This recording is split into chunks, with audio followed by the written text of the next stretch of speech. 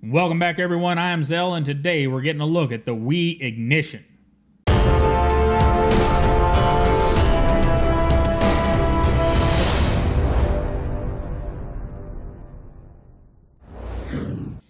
All right, guys, we're going to dig a little deeper into the Ignition because it's a departure in construction method from Wii, and I think it's going to be a really good one. So let's get one of these up here and get a look at it. First off, dimensions. We are at 4.5, just over 4.5 inches for a closed length, and a handle thickness of a pretty darn skinny 0.47 inches, and a rather short 1.14 for height. So pretty compact knife. And weight. Somebody give me a drum roll, please. 3.16 ounces. Oh. So, how did they achieve this? Well, we have this Peel Ply G10 scale, and that is a fairly high durometer G10. It's got some milling done to it. We got a large lanyard hole, and chamfered all the way down, milled out here for this, milled here, and there's nothing, not a single thing behind it. Now, one thing I want you to see here is I'm going to press as hard as I can. And, you know, we got a little, now that's lock bar there, so let's try right there. We got a little bit of flex right there. So let's look at an FRN knife. This is a Spyderco Delica, and let's press kind of in the center of it. I can almost make that FRN meet.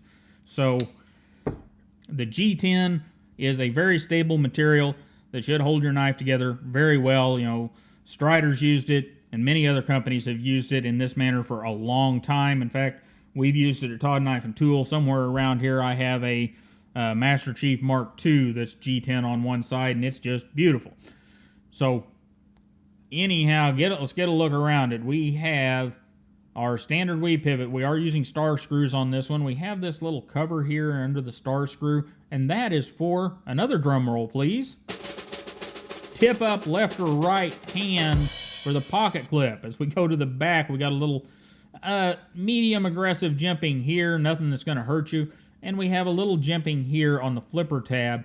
Again, not terribly aggressive, and I kind of like that. It makes for good positive grip or traction or indexing or whatever you'd like to say without hurting you. You can sit around and flip this knife all day. Go to the back side, and we are titanium. So this is a middle-level construction, premium materials, but not titanium on both sides. So we're going to save some money, right? Well, we'll get to price here in a few minutes. But we have a lock bar insert with over-travel stop and titanium pocket clip. This is titanium, and we have the standard Wii pivot and the standard guts in there too that we'll talk about here in a minute. So very beautiful knife. We'll get a look at the blue one real quick. Very well done. I'm rather impressed with the construction method. I've carried these guys a little bit, and they just work. They pocket good, they carry good. So let's move on along to our comparisons. And I'm going to lay both of these up here, and we're going to run some comparisons through. First, we're going to do our Rat Model 1, that is, and they're a little smaller than the Rat, and they weigh a whole lot less. Next up, we're going to do the Viper Storm, one of my favorite knives of 2017, and they're much lighter than the Storm and a little bigger than the Storm. Two more knives. I'm throwing this one out here because at Blade Center you can get this guy for under $100 right now. It was normally 200 and something. Excellent, excellent knife once you take it apart and get all the icky lube out of it and make the action work well. It's one of those, I think it's a 2.9 inch or right at 3 inch blade, so it's one of those ones that fits a lot of people, and at the price and the full carbon fiber, run and grab one. But do know that you're going to have to take it apart and clean out all the ick inside, and then it'll work wonderful. I just wanted to show that because it is on sale and a really cool knife. And there is our budget knife of the year, the CRKT Pillar. This one happens to be wearing a Staza 23 carbon fiber scale, but as you can see, The other two knives are obviously bigger. I just wanted to get those two in there. And now for the one that everyone wants to see, because I've already heard it, that we is copying Spyderco. Well, you know I don't like copiers. And I don't see a copy here. And it runs deeper than just the shape. One, the shape is not there. Secondly, there are differences in the blade that if you know Spyderco's, you'll see as we move along here. But WE is doing their own thing. They're using their own teardrop hole that they've used on several knives, and they're doing some other things that keep this from being a Spyderco. And handle shape is one of them. Blade shape is another one. If we look down this blade, we have a piece of VG10. Yeah, I know. I haven't had a chance to use any of this VG10. I know that WE is running it up a little harder than we're used to seeing from Spyderco, so that hopefully is a good thing. Hopefully they didn't run it up hard enough to make it brittle, and I've used these some. I don't think they have. I think they've hit right around 60, which is a good number for VG10. And what we get is hollow ground. Very, very thin behind the edge at about 0.02.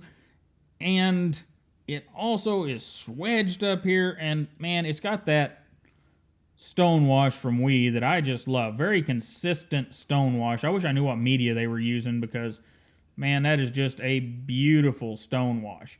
And of course we have the satin. I almost always get a two-tone blade with WE. And the swedge work up there, and we got a little jimping. This is also not terribly aggressive jimping, just enough to let you know it's there and to get a little bite.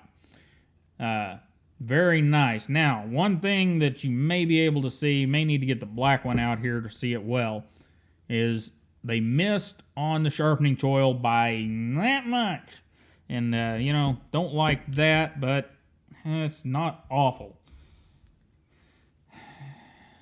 Lay it up there. You can see we've got just a little bit of recurve. Now, here's what would happen if these were my knives. One, I'd fix that sharpening choil, and by the time I fix that sharpening choil, the recurve would be dang near gone.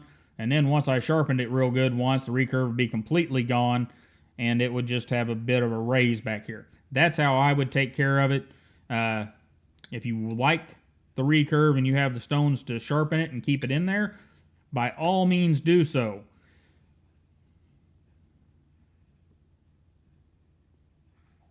And one other thing, we are crowned across the top of the blade. And we'll get a look at the satin one here in just a moment. But very nicely done. This knife has been designed to be pocketed. And that is, you know, something that a lot of times when we look at custom knives, they're designed to be looked at and not pocketed. And WE has done a lot of stuff here to make sure that these are very pocketable knives for your everyday carry. And they've done a pretty darn good job. And from here, we're going to go to our pause and read card, and I'll be right back with you.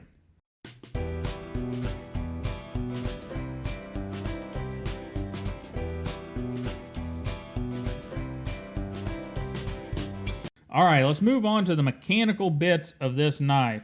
And what we have inside here, as you'll see in the What's Inside video that I'm going to do, we have the same thing you're going to find in the TI knives. We've got ceramic ball bearing, ceramic detent, and we've got those big, thick, hardened washers behind the bearings on both sides of the knife on the G10 and on the TI side. So, standard WE pivot, and it's just a beautiful thing. Makes for a great action, you know, falls free, flips good. Let's get a look at the detents.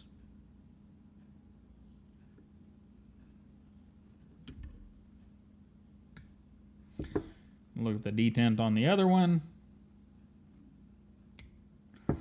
Very nice. They have a nice detent. Makes flipping them easy, whether you're light switching them or push buttoning them. Doesn't seem to matter, and they flip out with authority. I have not had any missed flips with these.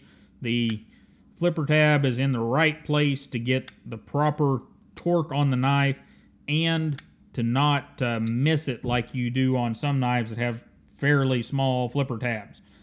And now, let's look at the pocket clip.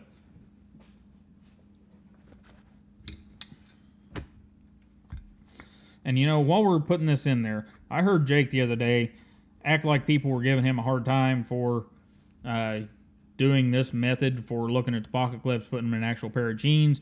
And what I want to say about that is, as a community of reviewers and users and viewers, let's all try to make things better. Don't pick on Jake because he's using something that I use, because I learned this from the Apostle P many months or years ago. He was using, I believe it was a piece of paper to do the same thing, and I was thinking, well, I need to do something like that so people can see stuff in the pocket. And I just happened to see that I had a pair of old Levi's that were kind of ripped up, so I cut them up and made us a pocket to look at. And if we're all learning and doing things, that is awesome. You know, I watch other people's videos. I see things that I started. I see things that Shabazz started. I see things that the Birds may have started. And I see things that Jake has started and others. And as long as we're all learning, we're all getting better information and better videos out of things, why are we worried about it? Don't be picking on anybody for it. Let's just get better videos for everybody. Anyhow, there it is in the pocket. It is not too far out of the pocket. The lanyard hole is outside the pocket, which is always a good thing. And I've carried this some, and it doesn't tend to have that rock or flip in it that some knives do. Got a nice long pocket clip, enough to keep it down in there, and it seems to carry very well. Now, I will say that, like many knives, you have a ramp there, so if you're trying to back pocket these knives, then you need to be paying attention, because whenever you get in a vehicle or anywhere where you have a seat that has some grip to it, you may lose your knife by sliding it up out of your back pocket.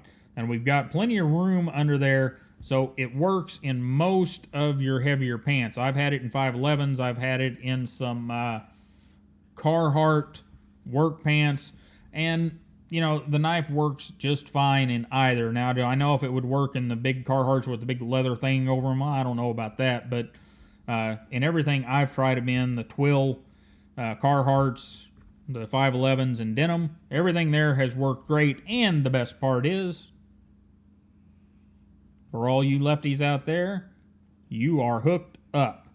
Now, let's move on along to Ergonomics. And this is another place where, you know, look at the handle. What am I going to fuss about? You guys already know that I may fuss about something. All right, so we have this point. Some of you already knew that. Now, here's the thing. In my hand, the point isn't a big deal.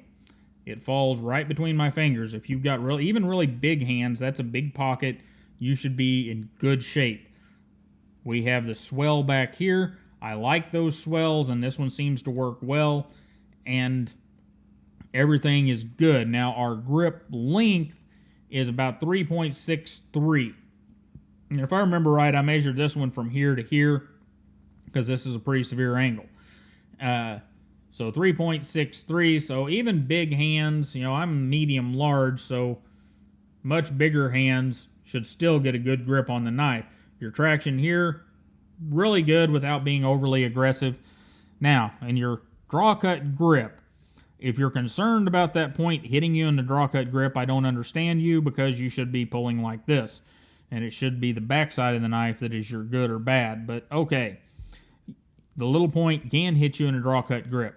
In your reverse grip, not a problem. Slightly pointy here, but if you need to use a reverse grip, well, shouldn't be worried about how pointy it is. Best thing about Ergonomics here is this oval-shaped hole. Just like on a Spyderco, you've got that hole there to give you an indexing point for all of your pinch grips. And that I absolutely love. So overall, I'm giving Ergonomics, you know, kind of an A+. So what are my final thoughts on this guy? Well, first off, watch the What's Inside video. I'll have it up sometime soon, because you're going to want to see what exactly is inside this knife.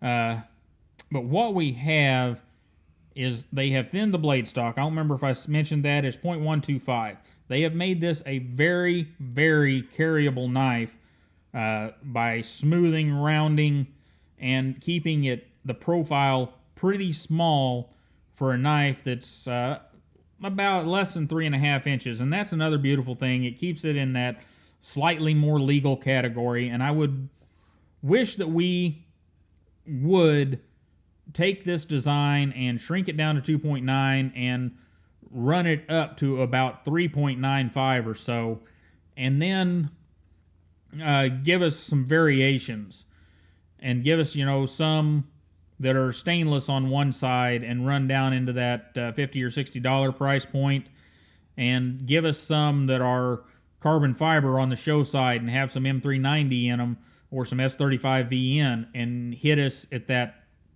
200 or 250 price point. I would like to see this knife in several different configurations.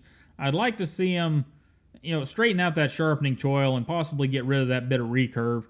That would be a beautiful thing. And, my complaints here are essentially the VG10 and the recurve. I would just clean the recurve up and get rid of it. The VG10, I need to test because I just haven't tested this VG10. And the last thing that we haven't talked about, you guys may have seen it in the pause and read card, but your MSRP on this guy is $148 and your street price is going to be about $126. If the VG10 turns up good, and guys, if you've used the Blitz and VG10 and you have some reports on it, please let me know. I haven't had a chance to use one of those yet. If the VG10, which I'm assuming it's going to be pretty good, it has to be better than Spyderco's. I have messed with it a little bit, and it is harder than Spyderco's. And you guys know that I really dislike Spyderco's VG10. But if they've got the VG10 better than Spyderco, with everything you're getting here, $126, $130 isn't too bad. But this knife is caught in a rundown between third and home. It could be a home run. It's not quite a grand slam, but it could be a home run if we hadn't missed here. If we had used some D2s, some 440C, some CTS XHP, then I would be sitting here saying this thing's a home run. But with VG10, an unknown VG10 to me so far, and this right here, it's caught in a rundown between third and home. And I need information from you guys that have used the VG10 to let me know if this thing made it to a home run. Because if the VG10 is good, we made it to a home run and we're missing a grand slam by a sharpening choil. Anyhow, guys, I really appreciate you stopping by and talking about the Wii Ignition with me. Be sure to watch the What's Inside video. You're going to want to see that to see how we got away, or I shouldn't say got away, how we used the G10 as structural construction for this knife, or structural component for this knife. And you guys have a great day. Don't forget to like, share, and subscribe, and I'll see you next time.